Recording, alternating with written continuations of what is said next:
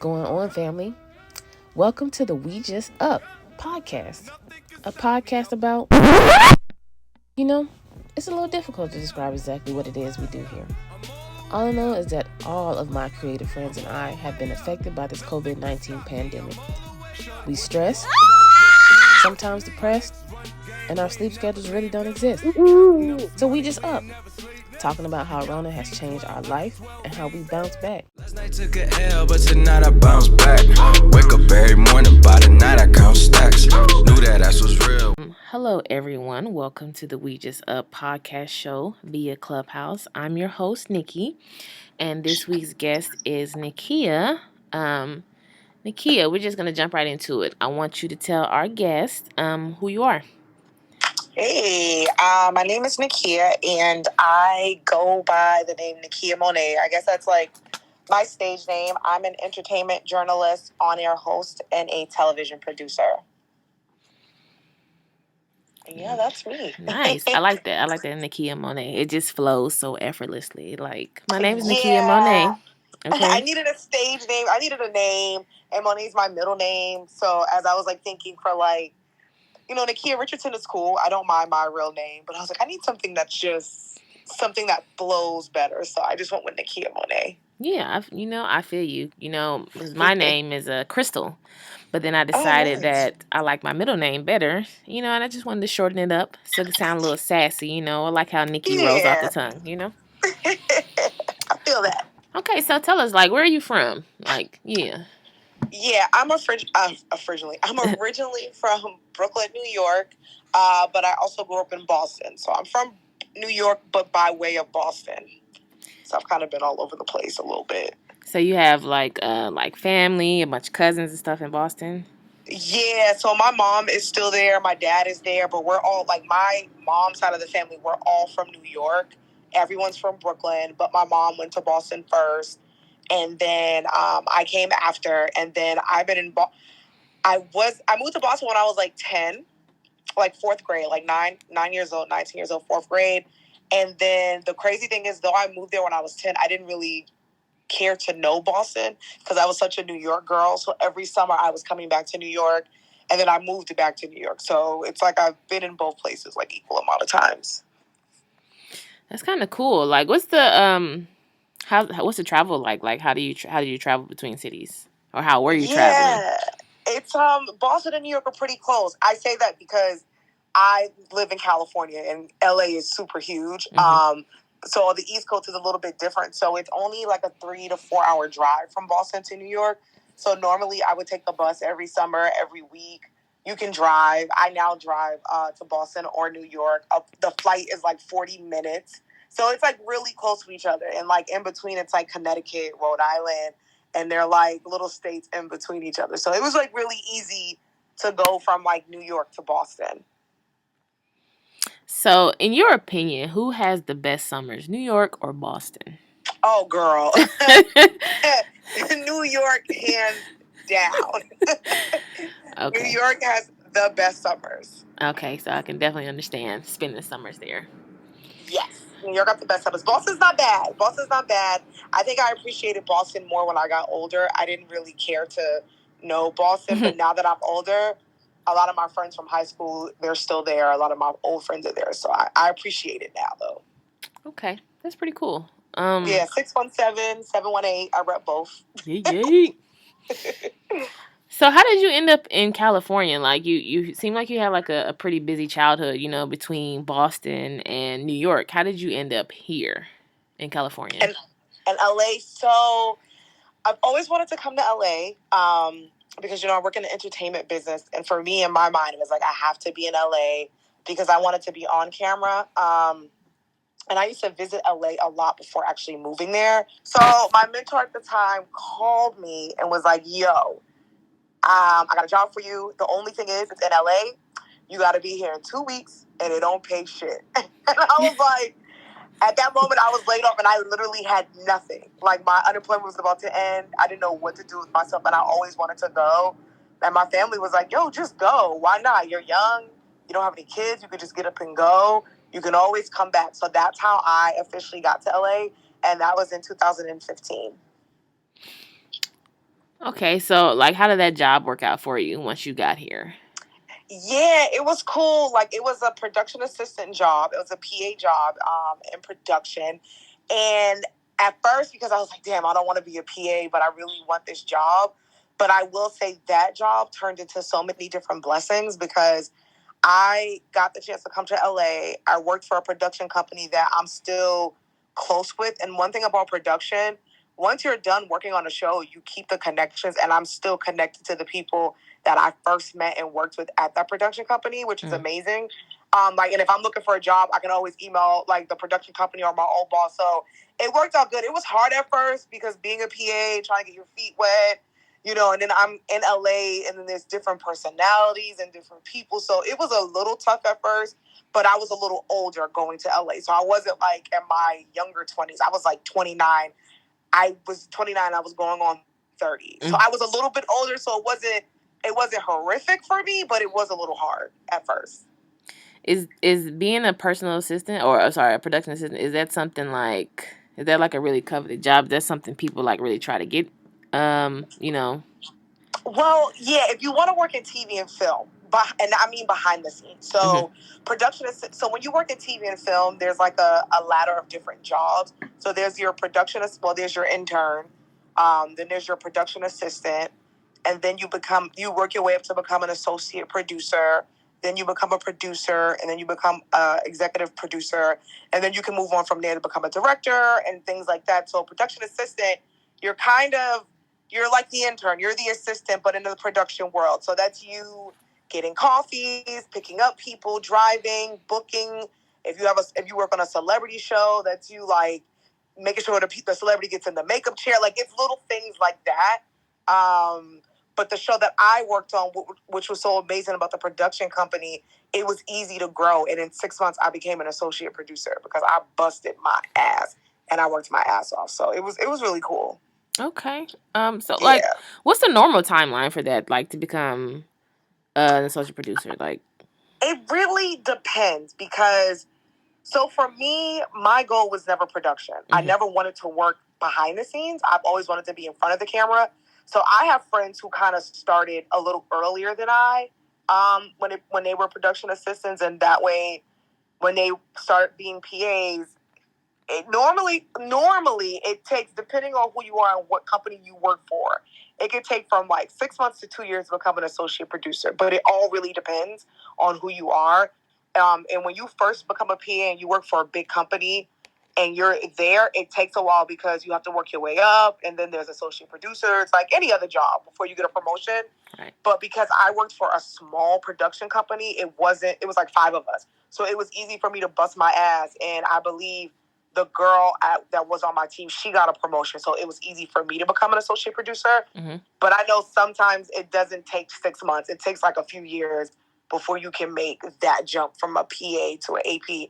And same thing from associate producer to a producer. Wow. Yeah. Yeah, I never knew all of that. I didn't even know the process or the politics behind it, Yeah, that's like a whole thing. But again, it really all depends because I know people who can come in and be a PA and the next one they're like, yo, I just got a promotion to be an AP. You know what I'm saying? Like, it really all depends on something that I've learned when I got older. It's not what you know, it's who you know. And that's something that's really strong in LA, especially entertainment. A lot of people get their jobs because it's who they know, and it's not even what they know. So if you know the right people, you can definitely become a producer. Okay. Yeah. So, like, is this still your current job? Like, what is your job now? And kind of like, I kind of want to go through the timeline of your job now versus like when the pandemic started. Like, what were you doing when the pandemic started, and then how does that kind of line up to what you're doing now? Yeah, so I'm a freelance producer, which means as a freelancer, we're sometimes on shows. You could be on a show for 2 months, you could be on a show for 2 years. So it really all depends. So when the pandemic started, I had just got the job of my dream. Well, okay, it wasn't like my dream job, but it was my dream location because my dream job is to be an on-air host for like E! News or Access Hollywood. But I got the dream location, which was a job at E! News. So I just want to make that clear. Because it wasn't my dream job. You know what I'm saying? But I was like, yo, and I manifested this. And the production company that I first started at was right next door to E, which is the NBC building by Universal in Burbank. So I used to look at that building and say, like, yo, I'm going to get in that building. So I finally got the job of my dream, well, the location of my dreams. And I got hired on New Year's Eve 2019, which was hilarious. So get there January, like December, January, killing it. February and March happens. In March, I had to fly back to Boston because my mom was having surgery. So my boss was like, cool, if you fly into Boston, come to the New York office and you can work from here. And I was like, yo, that's so dope. So I go to New York and my family's here. I'm from here. I go to the office and I was like, yo, New York City seems mad airy and mad empty. We get to NBC because NBC owns E. And we were there for like one day and NBC was like, everyone has to go. There's the virus is spreading. A few people at NBC have it. You guys have to go. So I was like, cool. I go back to Boston and my boss is like, just fly back to LA. Los Angeles is still open. We'll figure it out. I literally, like the day I land in LA, they called everyone. They're like, we're shutting down the office. We're shutting down the building. You guys have to work from home. So that was in like March, like the middle of March. So that was like the beginning. And I was still at E, but I knew I was going to get let go because I'm a freelancer. I'm not a staff worker. Mm-hmm. And when you're a freelancer, it's easy to cut you guys off because we don't have benefits. We're really nobody, really. So we, like my freelance team, we knew it was coming. But what's so dope about my team at E, and this is why I say I loved working with them, my boss was like, nah, we got to figure something out. So with my small little team, she figured out a way for us to stay on for 2 more months. And I was there until May. And May is when we all got laid off. So I'm grateful that E kept us on when they didn't have to for those 2 months. And they gave us a heads up. They're like, just letting y'all know, this, like each team was getting cut off. So I got laid off. I did the unemployment thing, and I was laid off for a while. And now this is the pandemic. So I was like, damn, like the entertainment business is down, like down. And we're the last people, like our jobs aren't important. We're not saving lives. We're not essential. So I had no idea what I was going to do. So weirdly, at the moment, my roommate at the time, I had moved out because she wanted to get into fostering and being a foster mom, which was dope. So I was like, you know what? I'm going to put myself in storage and I'm just going to go to the East Coast and just hang out with my family. Weirdly, when I come, because I flew back from Boston, I get a call for a job in LA. And I'm like, damn, that's amazing. Like, that's dope. I was like, this is crazy. And I'm like, just to give you guys a heads up, I'm actually on my way to the East Coast. They're like, it's fine. Everybody's working from home. So that's how I got the job that I'm at now. Okay, so what's your job now? Like, you say you're freelance. Yes. I'm a freelance producer. Right now, I'm an associate producer, and I am working... Well, I guess I could say it now because the promo dropped. Normally, when you work in production, they make you sign contracts where you can't talk about what you're doing until they drop a promo. But the promo dropped during the Grammy, so I can officially say I'm an associate producer, and I'm working at E1/Creature, and I'm working on the new Behind the Music that's coming out. Yeah, so that's the show that I'm working on right now. Okay. That sounds fun. It's girl. It's very interesting working from home in production. It's I give it to anyone who works from home. But putting on a show and making TV from home is so interesting. But this show's cool, and some of the people I've worked with before on different shows. That's another dope thing about production. You tend to work with the same people when you hop on different shows. So it's been a cool ride, and I seen the promo, so I was really excited. Okay. So, I wanted to ask, do you have any, like, secondary education related to your industry, or you just kind of, like, went out there and saw what was cracking? Well, yes. It's funny because I wanted to be an actress, and you couldn't tell me I wasn't going to be an actress on camera. And I remember telling my mom and great-grandmother, because that's who I was raised by, I'm like, I don't need to go to school. And they were like, your black ass is going to school. We don't care what you study, but you're going to school. So I have my BA in communications, but it's broadcasting. Mm-hmm. So it's television and radio. So when I graduated, I did go to the New York Film Academy, and I took up acting for, I think it was like acting for film, because my mom was like, all right, since you went to college, you can do your little acting thing. So I went to New York Film Academy. And then I was like in my 20s, lost for life child. I was like, what the, like, how am I going to be a host? I don't know what to do. So then I went to New York I went to NYU for grad school for literally a month. And I was like, I don't need this shit. I don't want to be here. I don't want to be a host. And something about production and even hosting that I learned, you really learn when you're in the field. You know what I'm saying? Like, it's dope that I think people should go to school for journalism and broadcasting, but you get most of your experiences from the internships and actually just being in the field and learning from the people you're working with. Okay. Yeah. I support school, though. But after school, get in the field. So, like, I want to know, like, what age did you know that you wanted to be in the entertainment industry? Like, when did you know that you wanted to be an actress or a creative? Like, what was that like for you coming up?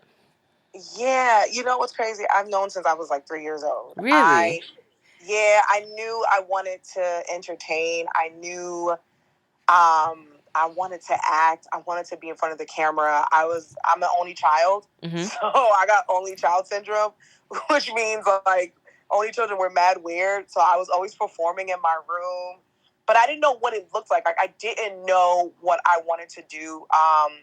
Naturally, I have a deeper voice than probably like what it sounds like now. Like, it's like a little high pitched. So growing up, I was always told my voice was deep and I should do radio. And I was like, I don't want to do radio. I want to be on the TV, blah, blah, blah.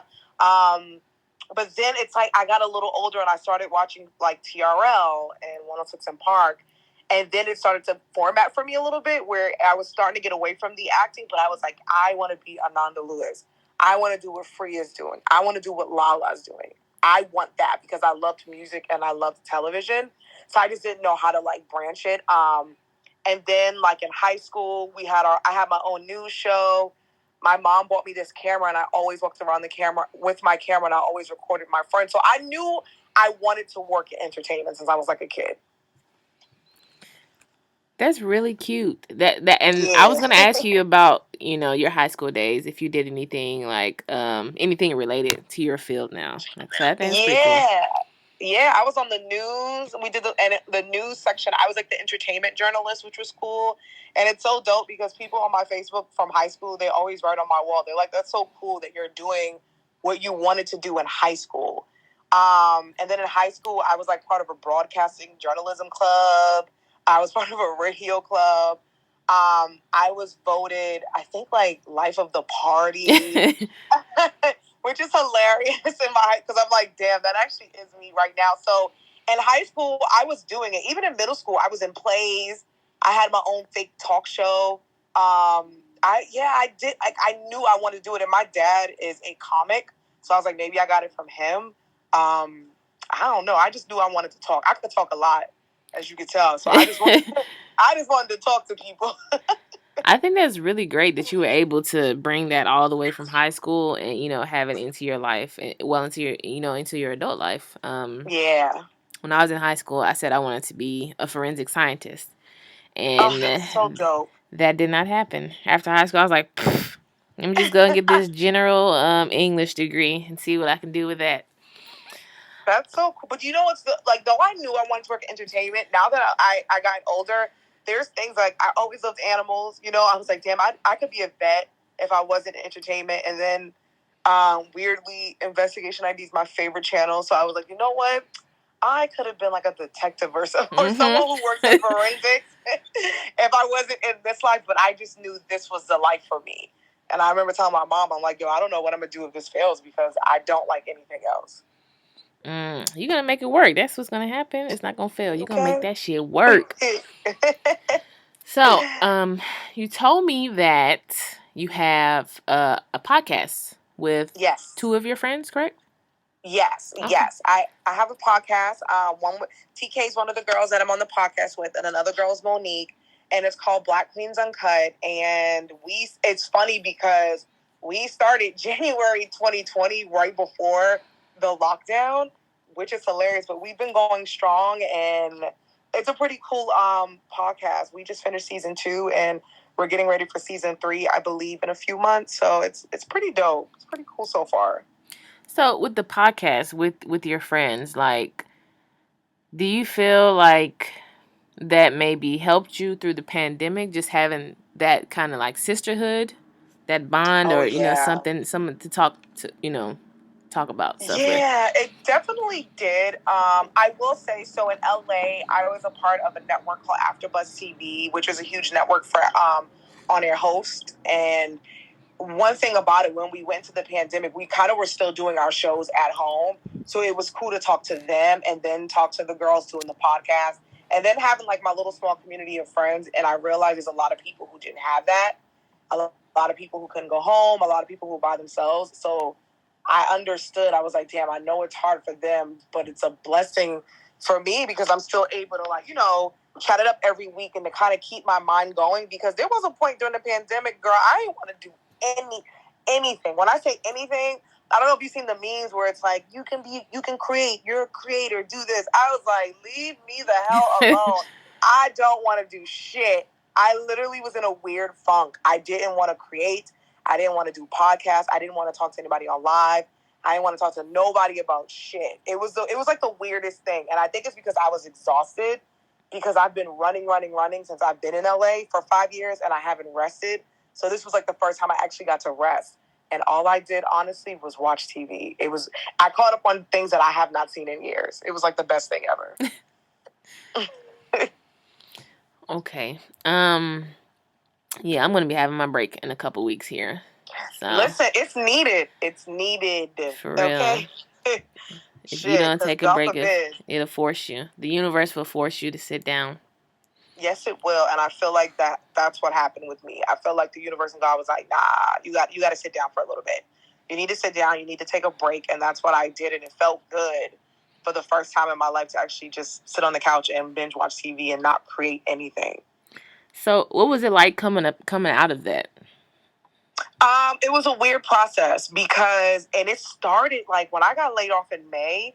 It started around May and went all the way up until August. Like when I tell you I didn't want to do anything, and people who know me, they're like, "Man, you do a podcast, you're a host, you don't want to do anything." I'm like, "No, I don't. Leave me alone, please."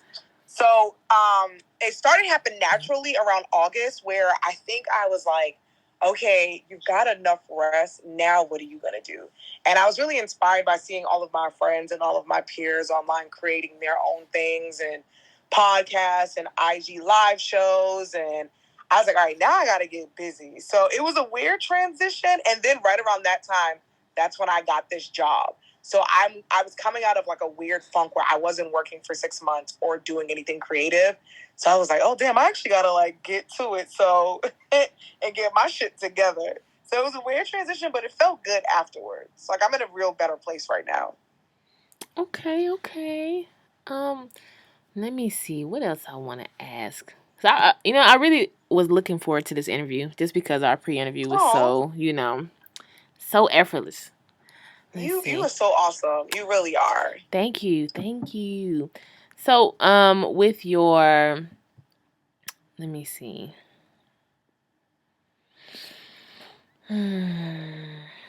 What is your favorite part of being an entertainment host? Like, out of all the things you get to do, like, what's your favorite part? My favorite part is meeting and sitting down with celebrities and getting to know them on a different level.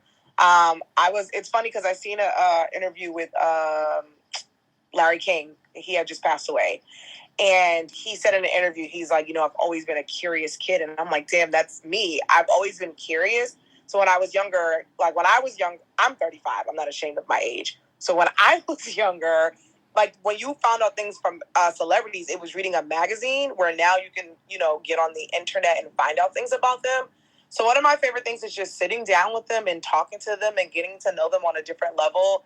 I know when I do interviews, I like to ask maybe not too personal questions, but I like to get to know them. So I'll go through their Instagram to find out what they're doing and what they've been up to. I'll find out when their birthday is. I'll say happy birthday if I'm on the carpet. I like doing stuff like that because a celebrity on a carpet or a press junket, they're literally talking to people and they're literally asking them the same 100 questions. So I like to do things a little bit differently. So I think that's my favorite part is getting to know the celebrities on a different level. Who's your favorite that you've met so far? So far, that's a good question. Who's one of my favorite people? Damn, one of the nice. two of the nicest people I've met, and they were on the same carpet. It was the John Wick carpet. It was actually Halle Berry and Keanu Reeves. I didn't interview Halle, but I interviewed Keanu Reeves. And when I say the nicest man on the planet, and she is so sweet. She called me beautiful, and I was like, you know what? The price went up. Nobody can ever talk shit to me. Halle Berry called me beautiful. And because like when she seen black girls on the carpet, she got like really excited, and she was like, "Hey," because I was with another black girl. She was like, "Hey, girls, hi," and it was amazing. So she was nice. Another one of my favorite people was Samuel L. Jackson because he has like a reputation of like people are afraid of Samuel L. Jackson, but he's actually really funny. And we were on the carpets for the Incredibles, and there was this guy. He was coming down, and he was so close to me, but he didn't get to me. But this guy kept screaming at him. He's like, Sam! Sam! And Sam literally in the carpet was like, yo, what the fuck, yo? Why are you yelling at me? And we all were shook like, he's like, don't yell at me. Then he looks at us. He was like, how y'all doing? Y'all having a good night? I was like, Sam Jackson, I love you so much. So I've been blessed. I've had awkward moments with celebrities. I won't say who, but I've had awkward moments. But a lot of the people I've met are super cool. Like one time I had pink hair, and I get a lot of compliments on the red carpet with my hair because it's so different. So I forgot what celebrity it was. I think it was God, what's her name? I'm horrible. It was for the movie Easy A. It was that press junket. Olivia Wilde. I'm truly a horrible human being. Olivia Wilde was super dope. So I've met some pretty dope people. John David Washington, finest man on the planet. Yes. Beautiful man. Beautiful man. That was a great interview. Okay. That's pretty cool. That's actually really cool. So I wanted to back up for a second because I didn't ask you in detail about the podcast. So you said the name of the show is Black Queens Uncut. Yes. How did you guys kind of like come up with the theme of the show and like the name of the show? Like, how was that process? Yeah, it's funny because it was actually my friend Monique. We were at a hosting event actually, and it was a event for hosts in LA. And Monique and I used to host at the place AfterBuzz TV and Black Hollywood Live. So we're at this event. They have free drinks. It's open bars. So I'm feeling like a little tipsy. And she comes up to me. She's like, girl, because that's how she talks. Girl, I have an idea for a podcast. I want to do this podcast. I want you. I want TK. I want Candy. Candy was our fourth person at the time. She's like, I want you guys to be on the podcast. And like, she already had a clear vision. She knew what she wanted. She knew what she wanted to do. And at the time, I was in this space where everyone kept telling me to do a podcast, but I didn't know what to talk about. So it was kind of like perfect timing where she came up to me and was like, do you want to do this podcast with me? And I was like, yo, this is perfect because I've been thinking about it. So we have like our first meeting and we all came up with the name Black Queens Uncut because we said we wanted it to be a podcast. So we were just uncut. We would talk shit about any topic, and these were our opinions, and it wasn't sugar-coated. So it was really all Monique, but we kind of hopped on, and then ever since then, we've been going from there. Okay. And with that, like, were there, like, any challenges to starting that up? Like, because I know you say you guys were separated at one point, right?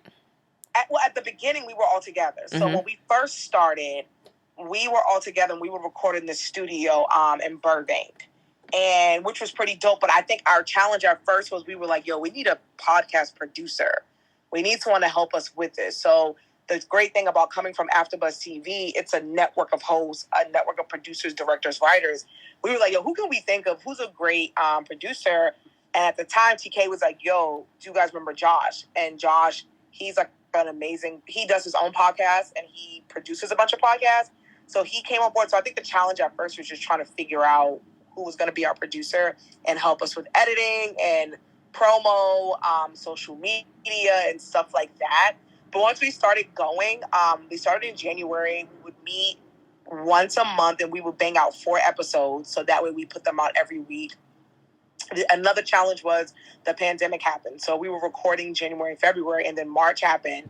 And we were like, yo, what are we going to do? So then we incorporated Zoom and we incorporated YouTube. So we kind of had to learn how to go from just audio to now audio visual, which actually worked out way better than we thought.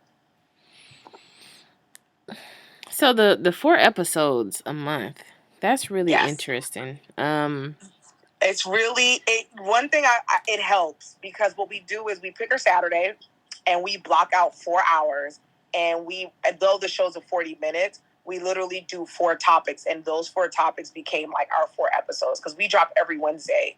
So it was just easier for us because we were all super busy. We all worked, so it was like, yo, let's just come and carve out a time. And before we did it at home, it wasn't on a Saturday. It would be on like a Wednesday or Tuesday. But now that we do it from home, it's now on Saturdays that we record all 4 of our episodes. Okay, so you guys have like, I'm sorry, I'm making personal notes for myself. Oh no, it's all good, girl. Yeah. Wow. So did you guys have guests when you do the 4 episodes? Like, how does that work if you guys decided to have a guest? Yeah. So at first it was 4 of us. So at first for our first season, we didn't have any guests. It was just the 4 of us, and we were talking about topics. We came up with topics for the first month, and then the second month, it was like the 4 of us. And actually, when we went into the pandemic, it was the 4 of us. It's not until like season 2 it became 3 of us, and then we were like, how should we incorporate having guests come on our show? And we were like, let's make the chair a rotating chair. So now the 4th chair was something that we started inviting guests. So we started kind of doing themes. So this January, since it was like New Year's Eve, New Year's resolution, we did a theme. So like one episode we had like a life coach, another episode we had a fitness person, like things you would put on like your vision board. For February, we did like a Valentine's Day episode. I'm trying to think like some good episodes we've done. Like it really, like we kind of all come together and we're like, what do you guys want to talk about? What do you guys want to do? Christmas, we kind of did like the 4 episodes. Each episode we all bought our friends because it was like a giving back episode. I'm trying to think. Yeah, at first we didn't have guests, but now we do have guests, which is pretty cool. That's a good idea. Like the 4th chair is rotating. That's pretty cool. I like that. Yeah, it's pretty cool, and it gives us opportunity to bring on guests and bring on more people. I think actually when we did have the 4 of us, we did have guests like towards the end of like I think season 1, but now we have way more guests than we've had before. Okay. Yeah, I'm asking these questions for personal reasons. I'm like trying to figure out, Listen, it's all good because something that I know I did when doing this podcast, I was like trying to learn from other folks. Like I was going to other people's podcasts, other people's pages, just seeing how they did things and seeing how it worked for them, and how could we incorporate it. So far, so good. So definitely like, this is all it is. It's each one teach one. You know what I'm saying? Like, yeah. Okay. So you have all of these things, all these, your hands in all these different pots. How do you find the time to work on everything? Like, what is your process to work on everything? Girl, I don't sleep. Let me stop. Someone recently DM'd me and said, yo, how do you when do you sleep? My boss actually emailed me and said, do you sleep? And I'm like, no, I don't. So something I think the pandemic kind of taught me was patience and organization and getting my shit together, because though I was a pretty organized person, I wasn't this organized. Like, I was good at buying a planner. I don't know about you, where, like, I would buy a planner, but, like, never use it every year. Like, they're just so cute to buy. And you're like, yes, I'm going to be motivated. And I never used it. So I was having a hard time. But then during the pandemic, I was like, yo, you have to, like, now use your calendar. There's apps. You have to stay organized because you're taking on way more than you did before. So I'm trying my hardest as to, like, organizing things now that I'm back in New York, but my job is essentially in LA, so I work West Coast time. So I plan everything around work now. So I work 10 a.m. to 7 you guys' time, but that's 1 p.m. to 10 p.m. my time. So now during the week, when I have interviews, I'll try to schedule those like before 1 p.m. or after 8 p.m. Or if I'm doing the podcast, I know that that's on a Saturday, which is perfect because that's like my off day. You know what I'm saying? So it's all about just sitting down for myself, because I don't sit down. And it's all about me sitting down on the weekend that I'm free and looking at my schedule and putting shit in my calendar, because that's something I was not good at. Now I put things in my calendar. Yeah, that's not my strong point either. Like, my best friend went out of her way to buy me a planner and mail it here, and it's literally been in the same spot since she sent it to me last year. It's crazy. It's been in my drawer. Girl, I got a bunch. I'm just collecting them at this point. So I find it easier when I use my phone now. So you know what I'm saying? It's so many different apps. So now I use my notes app because it doesn't give me the anxiety of a planner. The notes app works really great. And now like I go straight to my calendar now. So that's what helps me other than like the planner because I don't even use the planner anymore. Yeah, the notes app for me and the calendar, because you know I have one of those dry erase calendars, but you kind of just like walk past it and act like it doesn't exist when it's not filled out. That's what I do literally every day. It's in my hallway. Walk past it, I don't look at it. It kills me because I be on Amazon like, oh, this is cute. This is a cute little calendar, knowing damn well I'm not gonna use any of it. So I've definitely gotten way better because I have a lot on my plate now. And I've always had a lot on my plate, but now I'm like, all right, girl, like, you got a lot. And you're on a different coast now, a different timing. So you have to, like, really pace yourself. So I will say kind of being back on the East Coast but working West Coast time has definitely, like, put me in check. Because now I have to work around those hours. Okay. For sure. So, in this industry, like, is there anyone in your industry that you look up to, like, and why? Like, what makes them someone that you look up to, that you kind of strive or are inspired by? I will say when I was younger, people for me that I looked up to was, of course, like, the Angie Martinez's and the Wendy Williams, because that's what I wanted to do, and, like, Ananda, Free, and Lala. And they're still pretty, like, much, and Les, Big Les. And it's pretty dope because I got to interview Big Les on a red carpet. And I told her, I was like, because of you, I would watch Rap City, and I knew I wanted to interview rappers. And she was like, wait, how old are you? I'm like, don't even worry about it, girl. I'm up. So she was definitely an inspiration. Now I see women like Nina Parker on E! News. She's definitely an inspiration for me because she's a Black woman and she's a curvy Black woman. And that's, you know, that's my box. I'm a curvy Black girl. I'm different. I cut and color my hair, so I look a little different. I'm loud. And not saying that that's anything like Nina, because Nina's the complete opposite. But she's someone who I aspire to because she has been doing her thing for a minute and killing it. And she's a curvy, beautiful Black woman. So I want to say like her. And I hate to use him. He's not my inspiration, but he has the trajectory that I want, which is Ryan Seacrest, and he's the only person, and besides Oprah. And the reason I say Ryan Seacrest is because he literally does what I want to do. So you can catch Ryan Seacrest in the morning on TV with Kelly, but then you can catch him on the red carpet on E! News, but then you can catch him on American Idol. You know what I'm saying? Like, that's what I want to do. I want someone to be able to change the channel. You can see me on Investigation ID, like Tamron Hall, talking about murders, but then I'll be hosting the Kids' Choice Awards. So that's literally how I want it to be. I want you to be able to see me on every single channel. Yeah, Ryan Seacrest has got it. He's got it popping. I can't lie. I remember when he very first like made it onto the scene when I was younger. Yeah, remember him, and I look at him now. You know, like he has this radio show, and then he goes over here, and then he goes over there. I'm like, that's what I want.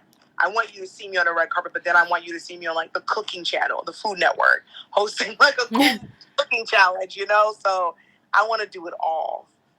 That's pretty cool. So is that like your end goal? Those are like your end goals. You want to be kind of on television and you want to be like a household name?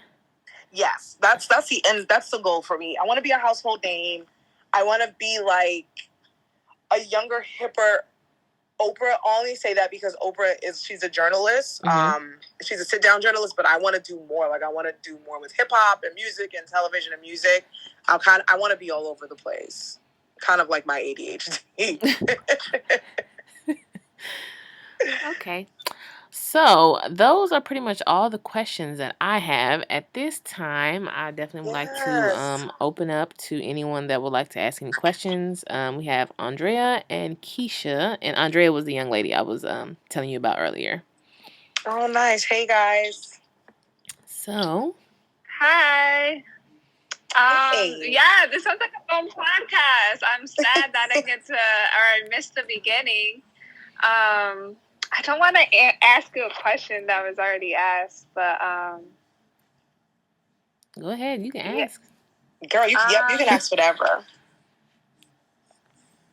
Let me think. And no pressure either. No pressure. Did she ask you, like, how, I'm sure she did, like, how you came into the career that you are now, like, as a child? Did you know that you were going to be in the career that you're in? Yep. I told her, I was like, I've always known since I was a kid, I wanted to be in, I will say this, though, I didn't get a chance to say this. I knew I always wanted to be in front of the camera. I just never thought I would be behind the camera as well.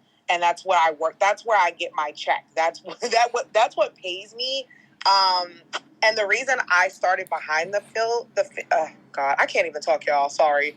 The reason I started behind the scenes is because I was like, how the hell am I going to get in front of this camera? How am I going to be a host? And then I got a PA job at BET, and I did not know what production assistant was. I was like, I'll just take it, because when I heard the words BET in my little mind, I was like, yes, I'm going to be on TV. That's not how it works. Right? They were like, little girl, calm down. That's not how this works. I was like, wait, so I can't be a host tomorrow? Like, that's what I thought. But that kind of opened the door for me to kind of get into television production. And I was like, oh, shit. And one thing that was cool, like, because I always tell people, like, though I'm a producer, producing isn't my thing, but being a great producer actually makes a really good host. And that's something that I had to learn the hard way.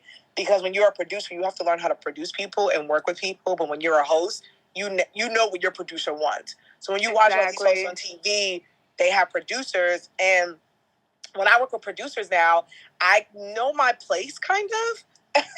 And they'll always say to me, like, if I'm doing a gig or if I'm hosting something, they're like, wow, you're really cool. I'm like, well, I'm a producer too, so I know what it's like working with talent. They're like, that's why. So I do thank God every day that I'm actually in this field, though I didn't want to be in it, I guess you can say. Cool. I love that. And then where do you see yourself in a year today? Like, what's the plan? Yes, a year today, I see myself doing an on-air hosting gig that's paid. Because one thing about on-air hosts, a lot of us, we do not get paid for what we love. That's why a lot of us have different jobs. We have 11 of them jobs. So a goal of mine where I see myself next year is you guys will be seeing, I'm just manifesting this. I'm talking shit. You guys will see me on TV. Manifest it. Okay. Hosting something. And also on the radio. Like, that's where I would love to see myself in a year. Like, being part of a radio show, but also being seen on television as TV is starting to open back up. Okay, cool. And then, okay, so they don't usually pay for, like, what's the difference between a paid gig on the radio and not? Like, you have to have a... Well, the thing is, so being an on-air host for, like, television, you only get paid if you're, like, one of the big guys. Like, so if you work for a big network, so, like, if you look at the hosts from E!, Access Hollywood, like, those people, that's paid. That's their only job. This is their career. Oprah, they're paid. When you see guys, like, the little guys like me who work for different networks, we don't get paid. We kind of do it for the experience. Now, some networks, I think, pay, like, BuzzFeed pays, because that's their job. But...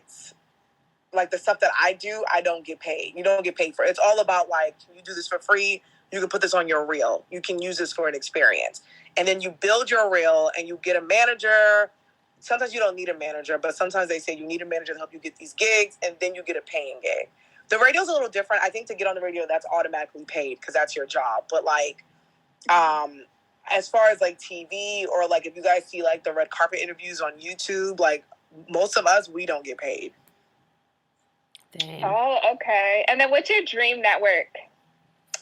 My dream network was E! At one point, which is funny because I got a job working at E!, but my dream network to be on TV was E! But now, as I was telling Nikki, my dream network is literally every network. It's sickening. I know. I have ADHD. Yes, do it all. But, like, that's why, like, I literally want to, like, do everything. Like, I want to be able to host a show on Netflix. I want to go back home to BET. I want to be able to host the VMAs. I want to, like, I think I want my main network to be at E! But then I want you to see me on, like, OWN or Investigation ID. Like, I want to be all over the place where you're kind of, like, sick of me and be like, damn, this bitch is on every channel. Exactly. Goals. Okay. I'm ready to see. I'm like, I talked to her in Clubhouse. Oh, yay! That's Nakia. I remember her. Exactly. Yes, don't forget about me. No, of course not. Of course not. I would never. Manifesting it all, putting it all out there, because that's really all we can do is just manifest it, but not just manifest it, but put in the work. You know what I'm saying? Mm-hmm. And something I learned about being in this business is patience, because I think, like, I'm in my 30s now, and something every time they always tell me, they're like, "You're a baby, relax," and that's something I had to learn to be like, I am. And they're like, yes, because a lot of on-air hosts don't really make it to they're like in their 40s. And make it means they get paid. They're on a network. You see them on Access Hollywood and ET and the big guys at E. Unless you're really lucky and you started in your 20s. But a lot of people don't really make it to the end of their 30s and 40s. So I had to learn patience. I had to learn that rejection is God's protection. And every gig is not for me. And it's going to be just fine. So these are things that I'm learning as I'm going. Exactly. Especially because it's like, at least you're putting yourself out there to get rejected. It's like you're going towards, it's pushing you towards a path or the path, right? Exactly. So. It's tough at first when you get it. But once you realize, you're like, you know what, that wasn't for me. And it's fine. And I'll be fine. And I know for me, like, I've had a great, I guess, career so far. And I think for me, the next goal is now making hosting my career. Because I'm doing production and producing kind of like to, pay my bills. I want to be able to like not do that anymore. I want to just host and get paid for what I love doing. Mm-hmm. So soon come. Yes. Yep, and I like to call this show the manifestation station, because we're manifesting being up.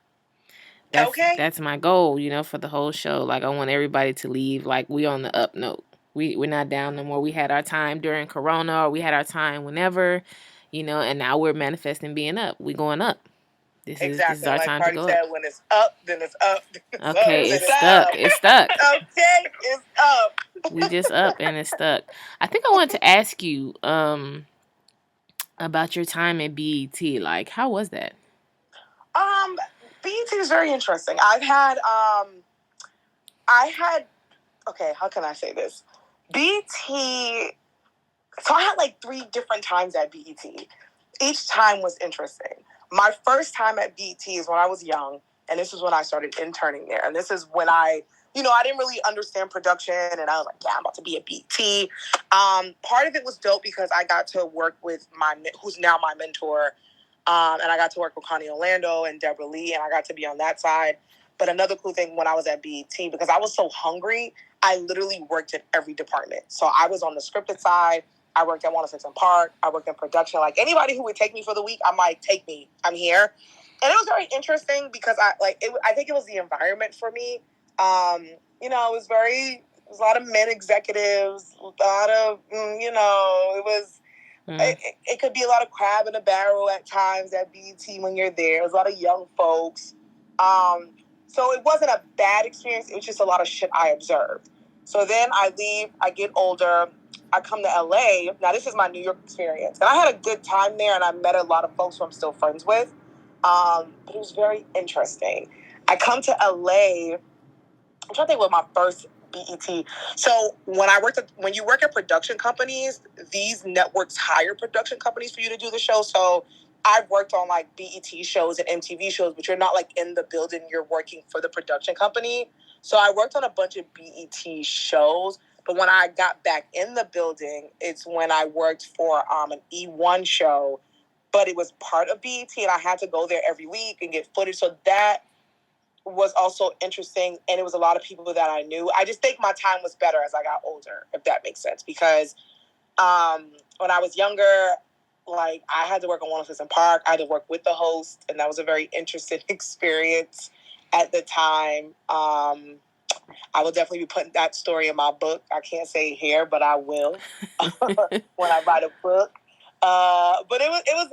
I got to see a lot of people for who they were, I guess you can say, because this was like my first introduction into TV.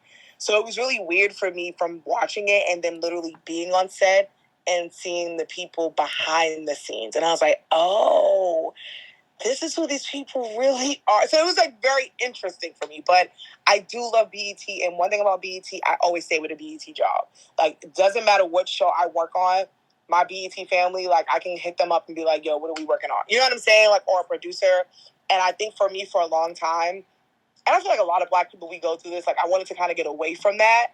And then I got older, and I'm like, yo, why am I trying to stray away from home? Like, BET is home. So I have nothing but love for BET. Okay. Yeah. So with all this, all this being said, do you have any advice for anybody that's like looking to do the same thing as you? Like, what advice would you give yourself, your younger version of you?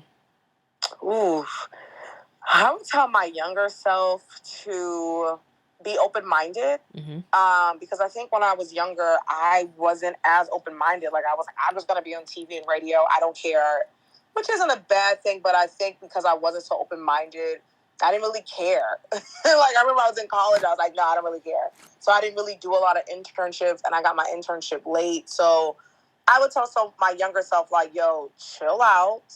Look at your resources, be open-minded, and do as many internships as possible. Volunteer at as many places as you can as possible. Network and make those connections, because let me tell you, the connections I've made when I was in my 20s, I still have them in my 30s, which is super amazing. I will also tell my younger self, like, everything's going to be fine. Like, rejection is protection, and you will see the light at the end of the tunnel. Like, God doesn't put you through any of this just for you to just be in one place. So I would definitely tell my younger self, like, don't be hard on yourself, because I used to be really hard on myself. Like, when I graduated college and I applied for all these jobs, what they tell you when you graduate is it's hard when you get out into these adult streets. And I wish someone would tell kids that. So I would just tell my younger self, like, be open-minded. If you don't get that network job when you first graduate, cool. Go get a job at a store. But in the meantime, when you got that job at the store, create your own thing. Create your own YouTube.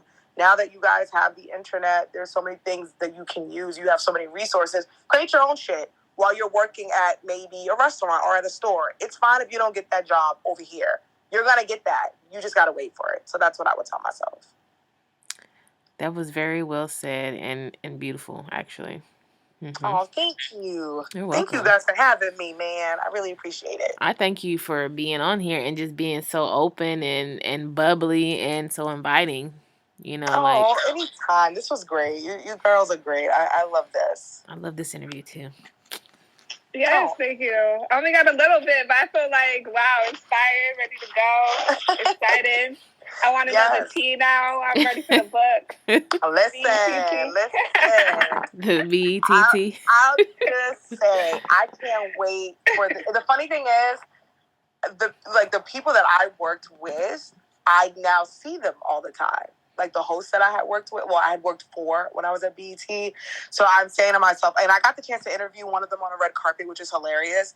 So it's one of those things where it's like, I just can't wait till I'm at that point to be like, hey, you might not remember me, but let me tell you what my experience was like. It's like one of those situations. And I cannot wait because I'm petty. So. Oh, there we go. Gotta drop the mic afterwards. Ooh, yes. I'm excited. Okay, so if Andre, if you don't have any more questions, I'm going to ask Nakia to let everyone know where they can reach her, her social media, and then the podcast as well. Yes, you guys can follow me on all social media at Kiki Boom Boom. Crazy name, I know. It's KEYKEY Boom Boom. That's on every social media platform. And then the podcast it's called Black Queens Uncut, and I think that's our name on Instagram. It's either Queens Uncut or Black Queens Uncut. We drop podcasts on Spotify and iTunes every Wednesday. We're on a little hiatus right now, and we will be back with season 3. Follow our Instagram page so you can get all of the updates and all of the details. That's going to do it for this week's episode of the We Just Up podcast show. Special thanks to Sada Collective for this opportunity. For information on us and our featured guests, please follow the We Just Up podcast show on Instagram at We Just Up and Sada Collective at Sada Collective. See you next time, family. Nothing can stop me. I'm all the way up.